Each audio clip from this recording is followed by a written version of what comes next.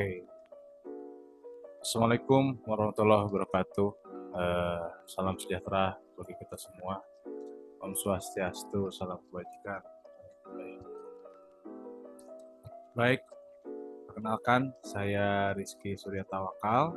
Di sini saya bakal menjadi dosen pengampu teman-teman untuk mata kuliah Public Relation ya di semester 2 berarti ya. Oke. Untuk pertemuan pertama, saya ingin sedikit menjelaskan tentang beberapa peraturan atau juga mengenai kuis dan tugas ya. Jadi di di semester ini ya, PR itu mempunyai 2 tugas di sesi 6 sama sesi 14 ya. Sesi 7-nya itu kita hanya review ya. Hanya review yang artinya cuma mengulas sesi 1 sampai sesi 6, tidak ada kuis, tidak ada tugas. Begitu juga sesi 15 nanti ya, sesi review dari sesi 9 sampai sesi 14. Lalu setelah sesi 6 itu kan setelah sesi 7 itu sesi 8 yaitu UTS. Lalu dari sesi 15 sesi 16 itu UAS ya. Jadi kita total ada 16 pertemuan ya, diselingi dengan yang tatap muka dan juga rekaman seperti ini ya. Jadi untuk minggu depan kita sudah bisa tatap muka di kelas di Naba. Kalau misalnya mau datang silakan, sangat saya apresiasi. Tapi kalau misalnya mau Zoom aja juga dari rumah bisa ya. Sedangkan untuk kuis itu pasti ada setiap sesinya selain sesi 7 dan sesi 15 ya. Sesi kuis itu seperti absen lah teman-teman ya. Jadi absennya itu bukan bentuk dari kehadiran di kelas atau Zoom, tapi kuis itu seperti absensinya lah gitu ya. Cuman 5 soal pilihan ganda ya, 10 menit atau 15 menit juga mungkin beres. Waktu pengerjaannya itu sekitar 1 minggu ya, jadi sangat lama sih. Tapi karena takut lupa, karena banyak ada mata kuliah lain juga gitu ya, menurut saya setelah kuliah ini atau setelah menonton video ini langsung aja ngerjain. Jadi nggak akan lupa gitu, toh cuma 5 soal gitu dan gampang gitu ya. Untuk modul dan PowerPoint bisa di-download di si Akad ya, seperti biasa. Nah, untuk tugas sendiri, kalau tugas itu 2 minggu ya, lama banget. Jadi 2 minggu waktu pengumpulannya gitu. Jadi teman-teman punya waktu 2 minggu untuk mengerjakan tugas. Yang mana itu sangat-sangat cukup sih menurut saya waktunya. Setengah bulan lah. Masa nggak keburu gitu loh ya. Oke, sekarang kita di sesi 1 ya. Nggak akan muluk-muluk. Saya sedikit berbicara mengenai public relation ya. Public relation itu apa, sejarahnya bagaimana, dan itu semua ada di modul sih ya, dari Pak Ahmad Taufik, dosen koordinator ya. Nah, jadi kalau misalnya di modul ya teman-teman, perkembangan humas. Jadi teman-teman di sini saya sedikit flashback atau intermezzo ya. Jadi kalau misalnya bahasa internasionalnya itu public relation atau PR gitu ya. Cuman kalau misalnya di Indonesia masih banyak divisi-divisi atau unit atau bagian yang menyebutkan dirinya itu bukan public relation tapi humas atau hubungan masyarakat. Sebenarnya sih itu aja gitu ya. Lalu sebelum mengenai sejarah perkembangan public relation gitu ya, udah kita sekilas dulu lihat ya.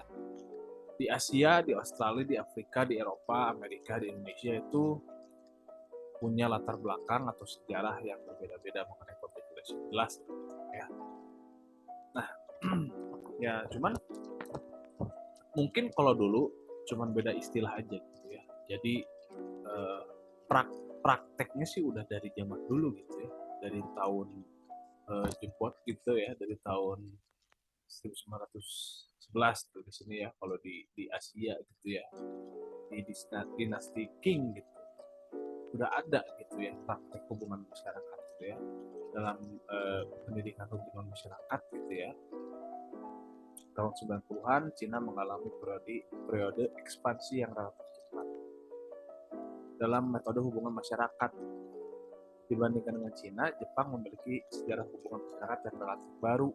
Ya, kalau misalnya mungkin prakteknya di Jepang itu relatif baru kalau dibandingkan dengan Cina, gitu ya. Itu dimulai saat pengambil alihan Amerika Serikat atas Jepang pada tahun 45 dan berakhir kekalahan Jepang dalam Perang Dunia Kedua. Oke, di Asia gitu ya, tahun ketika ekonomi Jepang tumbuh pesat dari tahun 50-an sampai 70-an, otomatis tuh banyak perusahaan hubungan masyarakat yang didirikan untuk memprediksi atau memecahkan masalah yang akan muncul. Ya, jadi sudah mulai banyak praktek-praktek humas. Nah, sekarang humas itu sendiri apa gitu ya? Nanti kita bahas. Nah, kalau misalnya di Singapura gitu ya, seperti yang kita tahu, Singapura adalah negara bekas jajahan kolonial Inggris gitu ya.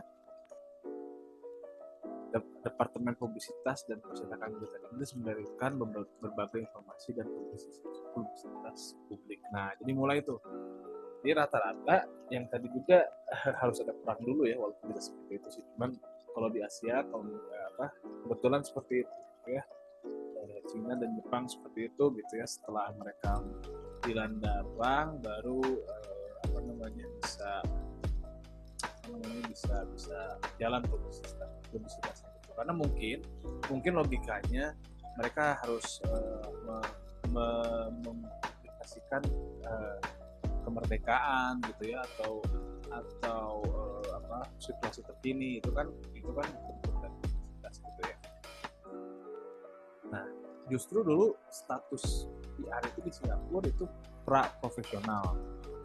Jadi intinya bukan PR itu bukan posisi jabatan yang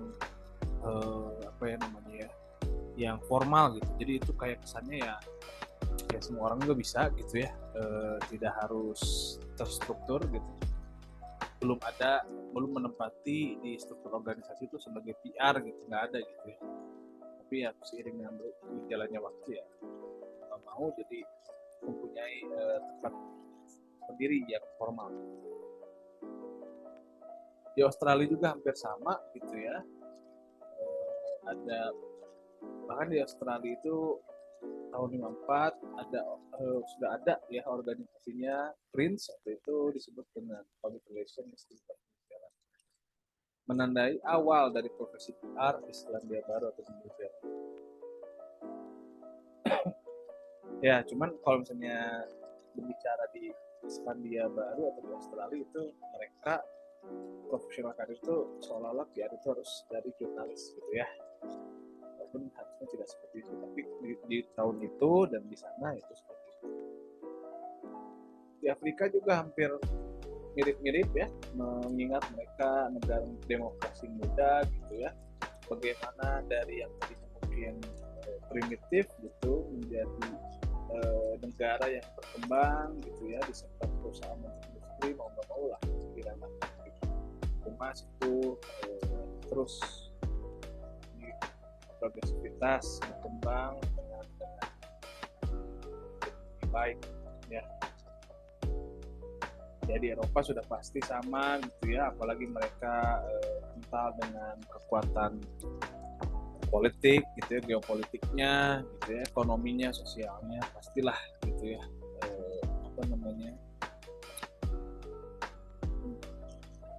humas ini berkembang dengan pesat.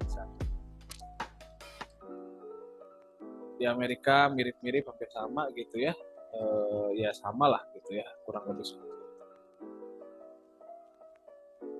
Ini baru awal-awalnya ya. Jadi saya pengen teman-teman tahu dulu gimana gitu ya, PR itu apa ya, berkembang sejarahnya seperti apa. Nah, terus kalau misalnya berbicara di Indonesia gitu ya, sama gitu ya. Kadang dulu humas itu ya udah satuin aja sama marketing gitu. Atau di pemasaran gitu. Sampai akhirnya ya bisa sendiri. Karena dalam humas itu ya itu tadi tidak hanya selling atau penjualan atau pemasaran, tapi ada lobby gitu ya, strategi-strategi gitu ya. Yaitu sebenarnya ranah-ranah PR gitu ya. Seperti itu gitu ya. Oke. Nah, sekarang kalau misalnya berbicara tentang definisi ya. Definisi PR itu apa gitu ya. Di sini udah banyak teman-teman dari ahlinya ya. Dari Abdurrahman, dari banyak definisinya. Kita ambil satu deh ya, dari Morrison ya. Dari siapa nih? Dari Abdurrahman gitu ya. Kan public relation itu secara etimologis berarti dua kata, public dan relation ya. Publiknya itu adalah sekelompok orang yang tertarik pada hal yang sama, dan memiliki minat yang sama. Pengertian apa itu publik? Gitu. Kalau relasi menunjukkan hubungan timbal balik atau komunikasi dua arah. Ya. Jadi kalau public relation apa dong? Public relation ya atau humas hubungan masyarakat bisa didefinisikan sebagai komunikasi persuasif atau mengajak gitu ya yang telah direncanakan sebelumnya yang bertujuan untuk mempengaruhi sektor-sektor tertentu. Jadi ada kata kuncinya di situ komunikasi persuasif yang telah direncanakan. Itu juga menjadi keywords ya atau menjadi garis merah gitu. Jadi harus direncanakan sebelumnya, bukan langsung main tembak-tembak di lapangan aja. Tidak langsung jualan, tidak langsung presentasi, tapi telah direncanakan yang sebelumnya buat mempengaruhi sektor tertentu. Makanya tadi masalah lobby, masalah taktik, masalah strategi itu sebenarnya diarahkan. Keberadaan humas nih dalam suatu perusahaan ya bisa berfungsi ya menjadi komunikasi persuasif ya mengajak dalam sebagian operasinya dan untuk publik tertentu secara eksklusif ditargetkan untuk menerima pesan dari komunikasi yang disampaikan oleh humas perusahaan. Jadi intinya PR itu adalah ya, seni komunikasi ya yang menjembatani perusahaan dengan pihak internal itu karyawannya juga pihak eksternal di luar perusahaan. Kalau kepentingan atau aspirasinya tergantung banyak, baik dari kebijakan misalnya kebijakan bagaimana ya kebijakan yang ideal itu misalnya kita tampung dari misalnya nih karyawan sebuah perusahaan demo atau misalnya mereka demo karena jam kerjanya terlalu lama misalnya. Nah, CPR ini ya harus bisa menjadi jembatan bagaimana dia menyampaikan aspirasi karyawan-karyawannya tersebut ke pihak perusahaan. Jadi dia menjadi jembatan. Begitu juga sebaliknya. Misalnya kalau ada kebijakan dari perusahaan, misalnya ternyata ada perusahaan ini mau bangkrut, kita harus potong gaji berapa persen. Nah itu harus disampaikannya oleh PR. Gitu. Makanya seorang PR itu pasti handal melakukan public speakingnya karena dia selalu berhadapan dengan publik. Gimana gak handal ya harus handal dong karena dia harus menyampaikan sesuatu kepada publik dengan lembut gitu ya, dengan bisa diterima gitu. Jadi mungkin dia dimarah-marahin sama atasannya, tapi sampai ke bawahnya yang disampaikan ke karyawannya tidak seperti itu. Jadi itu baru internal gitu. Sedangkan sekarang bagaimana kalau eksternal? Ya misalnya mengenai kerjasama gitu ya, kita mau kerjasama nih dengan perusahaan lain, itu sebenarnya PR-nya gitu ya, Public Relation Officer disebutnya PRO gitu ya, untuk menjalin kerjasama, membuat MOU, membuat rencana kolaborasi gitu ya, itu PR. Jadi teman-teman, apakah ada yang membedakan antara PR dan marketing? Tentu ada, karena ternyata PR itu sendiri tidak hanya berbicara tentang penjualan, tidak hanya berbicara tentang target produk yang keluar atau kepuasan atau angka apa ya, angka pencapaian jualan, tidak. Jadi PR itu dia fungsinya itu, tugasnya itu ada empat, ada tiga, ada empat. Yang umumnya gitu. Yang pertama, dia berkaitan dengan citra perusahaan itu adalah salah satu tugas pokok atau tupoksi, tugas kompetisi dari seorang PR atau tim public relation-nya. Jadi bisa jadi seseorang, bisa jadi tim atau divisi atau bagian gitu ya, PR itu ya. Nah, misalnya itu ya ada citra perusahaan yang baru dibangun gitu, atau baru perusahaannya, ya berarti dia harus membangun citra. Jadi ada tiga, membangun citra ya. Kalau misalnya citranya sudah bagus berarti gimana? Mempertahankan citra. Kalau citranya ternyata sudah jelek berarti memperbaiki citra gitu. Jadi ada tiga. Kalau misalnya perusahaannya baru berarti kita harus membangun citra. Kalau misalnya perusahaannya sudah bagus berarti kita mempertahankan citra. Dan kalau misalnya perusahaan jelek ya kita memperbaiki citra. Misalnya citra apa sih, perusahaan apa yang tadinya jelek jadi bagus? Misalnya salah satunya KAI. Dulu teman-teman kalau kita naik kereta api gitu ya, itu salah satu transportasi umum yang kurang diminati karena terkenal dengan misalnya kotor gitu ya, banyak copet, atau juga keselamatannya dipertanyakan. Kalau sekarang udah enggak, yang ekonominya juga udah ada AC gitu ya, udah ada kipas gitu. Dulu ada ayam, ada kambing gitu ya, terus juga orang tidurannya di mana aja gitu. Itu berubah lama kelamaan. Nah, itu salah satu contoh tupoksi public relation itu berjalan dengan lancar, berjalan dengan baik gitu.